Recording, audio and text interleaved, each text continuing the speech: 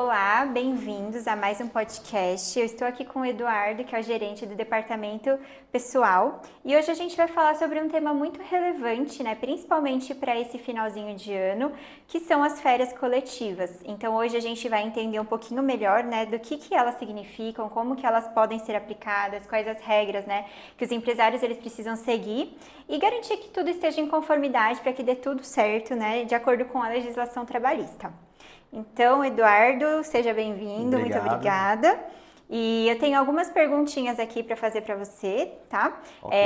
Então vamos seguindo. Qualquer coisa também, se vocês tiverem alguma pergunta, pode deixar aí nos comentários que a gente responde depois, tá bom? Então, Eduardo, o que são as férias coletivas mesmo, né? Para quem nunca ouviu falar, eu acho que é meio difícil ninguém ter ouvido falar, né? Mas o que são as férias coletivas? Em quais situações que elas podem ser concedidas? As férias coletivas, a gente tem que ter em mente sempre, para quem está aí acompanhando a gente, ficar atento à CLT, tá? O artigo 139 até o 141, ele versa tudo sobre férias coletivas.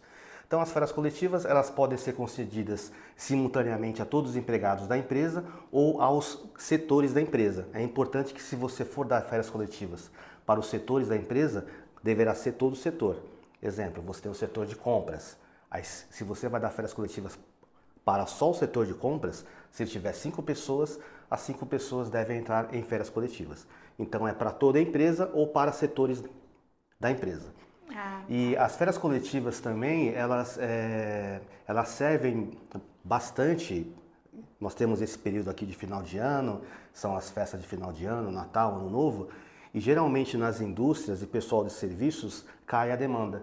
Aí nesse período é muito importante assim, o empregador fazer um planejamento, conceder as férias coletivas aí para os seus empregados, que é um período de baixa demanda, aí ele coloca todo mundo de férias, para depois ele voltar, aí quando ele voltar a operação não vai ter parada, porque todos estarão voltando ao mesmo tempo.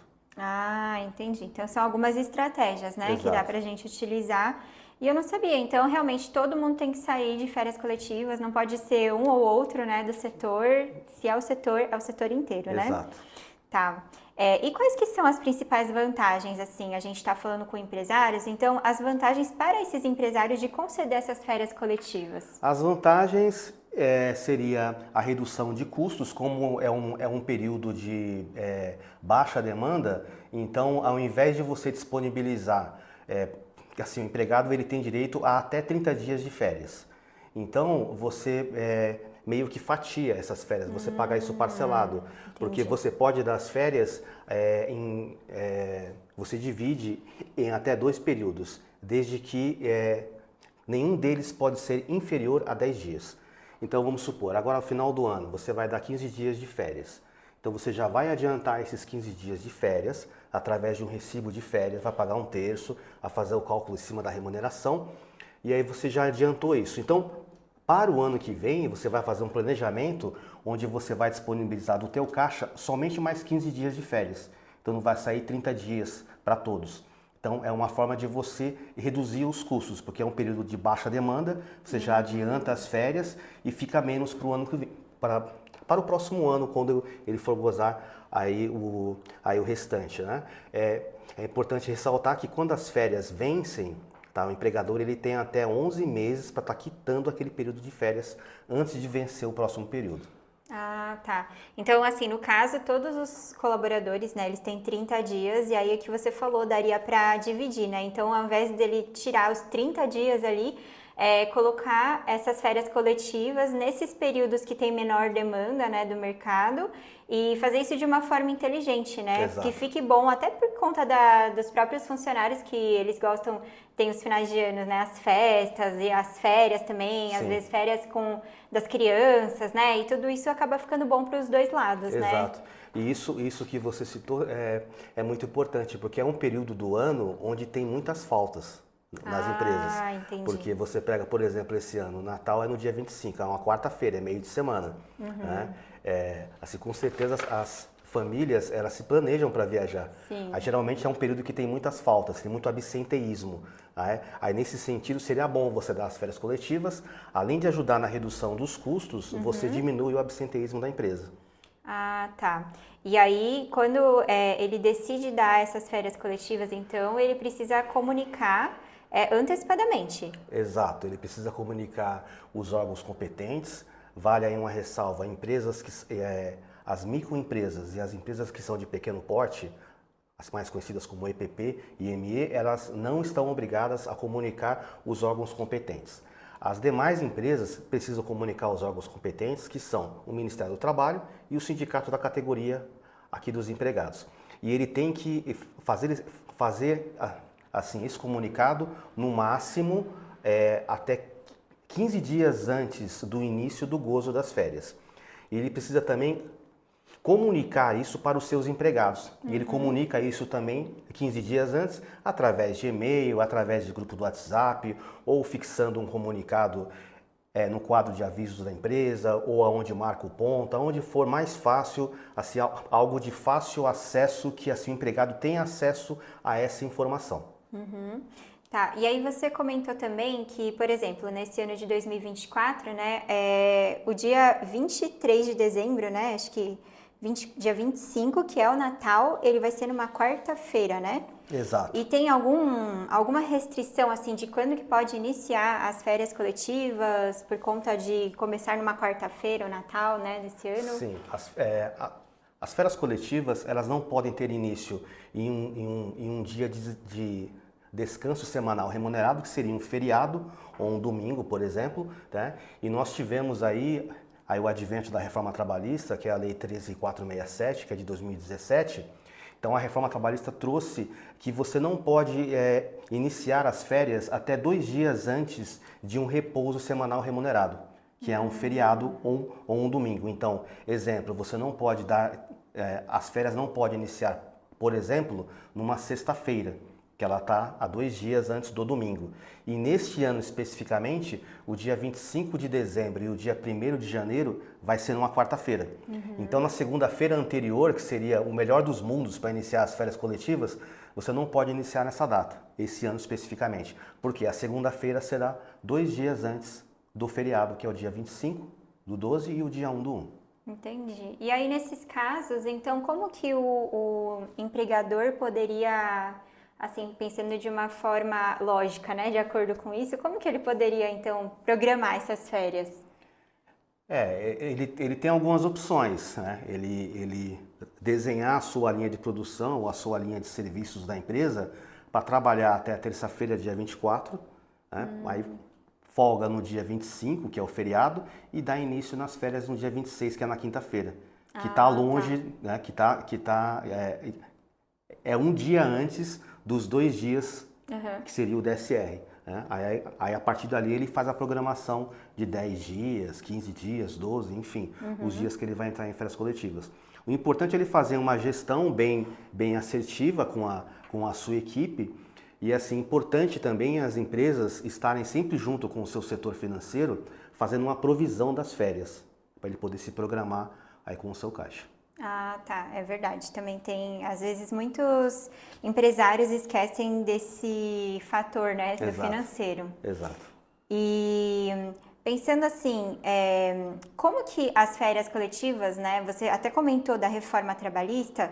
Antigamente, né? Eu acredito que os menores, né, de 18 anos, aprendizes, eu não sei se poderia fracionar as férias ou não, né, deles, ou teria que ser corrido. Como que foi essa mudança? Assim, a reforma trabalhista ela foi um divisor de águas para várias questões. Dentre elas tem essa questão, que os menores de 18 anos e os maiores de 50 anos não poderia fracionar as férias. Então, quando você dava férias coletivas para a tua equipe e dentro da equipe tinham essas duas pessoas, o menor de 18 e o maior de 50, as férias deles seriam sempre de 30 dias, ou dos dias que eles têm direito de acordo com as faltas dentro do período aquisitivo das férias. Então a reforma trabalhista derrubou isso. Não precisa mais, você pode fracionar, você pode fazer o fracionamento das férias coletivas para essas duas figuras. Então, se você vai dar férias de 10 ou 15 dias, você pode fazer o fracionamento. E é sempre importante ressaltar que os menores de 18 anos têm que sempre coincidir as férias escolares com as férias que ele está verdade. tirando. Tá? Também tem esse detalhe, né? Sim. Tá, e falando um pouquinho assim sobre empresários que não cumprem essas exigências, né? Tem algum tipo de penalidade?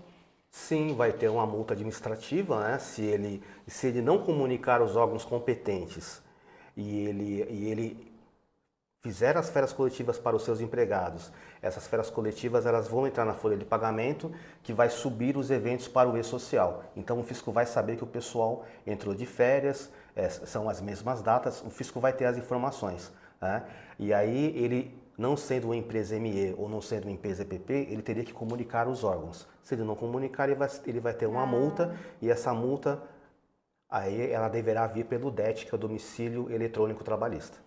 Entendi. Então por isso que é muito importante, né? E até a gente elencou esse assunto para falar agora bem antecipadamente, porque realmente precisa ter toda essa programação, né? Tanto a financeira também, quanto em relação à programação e de comunicar, né? Eu não Exato. sei, eu acho que deve ter, às vezes tem muitos empresários que acabam passando um pouco do prazo, né, que você comentou, que são 15 dias antes, e aí acaba não conseguindo fazer essa provisão financeira também. Então, é bom, nessa época do ano agora que a gente está falando sobre isso, sempre deixar ali programadinho para pensar sobre as férias coletivas, né, caso essa seja uma realidade da empresa. É como é aqui na King, né, então aqui a gente faz exatamente isso, né. Então, Eduardo, aqui na King, né, como que a gente faz em relação aos nossos clientes para informar, para comunicar, como que a gente faz isso internamente aqui para os clientes? Tá. Aqui para os nossos clientes, nós temos aqui todo um processo desenhado que a cada 2 meses é enviado para o cliente o relatório de férias vencidas e a vencer. E esse mês, agora no mês de outubro, é um mês crucial, tá? Onde esse comunicado vai para todos os nossos clientes, para eles saberem o saldo de férias que cada empregado tem, tá? Assim, nesse mesmo comunicado, nós estamos abordando os clientes para saber se eles vão entrar em férias coletivas e qual que seria o período, e já entrando com essa orientação que não pode ser no dia 23/12, né, ou no dia 29, ou no dia 30/12, que são 2 dias que antecedem aí o repouso semanal remunerado. E aí o cliente passando isso para nós, a gente pede assim, que ele passe isso com uma certa antecedência, para que nós tenhamos tempo do quê? De fazer as cartas para estar aí comunicando tanto o sindicato da categoria, e o comunicado agora para o DRT, que é o Ministério do Trabalho, ele é online. Então nós fazemos aí os comunicados, entregamos para a empresa e fazemos o comunicado para a empresa colocar ou no seu quadro de avisos, ou disparar por e-mail para os empregados. Então esse é o procedimento adotado aqui no escritório da King, junto aos nossos clientes. Então já é o serviço completo, né? Exato, é um serviço completo para o cliente ficar tranquilo e ficar focado no negócio dele. Inclusive, até se o cliente desejar, nós podemos encaminhar para ele esse mês, ou no começo do mês de outubro, uma provisão dos valores para ele já ir reservando dinheiro no caixa. Ah, legal. Então, se tiver algum cliente aqui, que com certeza sempre tem, né, acompanhando, se vocês quiserem mais alguma informação, é só entrar em contato com a gente, né, através dos nossos canais, que a gente já pode providenciar tudo isso, tá bom? Então, eu acho que é isso, né? Você tem mais algum recado? Não, acho que praticamente abordamos todos os itens necessários. Legal. Se vocês tiverem qualquer dúvida, pode colocar nos comentários, pode nos chamar que a gente consegue orientar também, né? Perfeito. Estamos aqui à disposição de vocês, pessoal. Obrigada. Obrigada.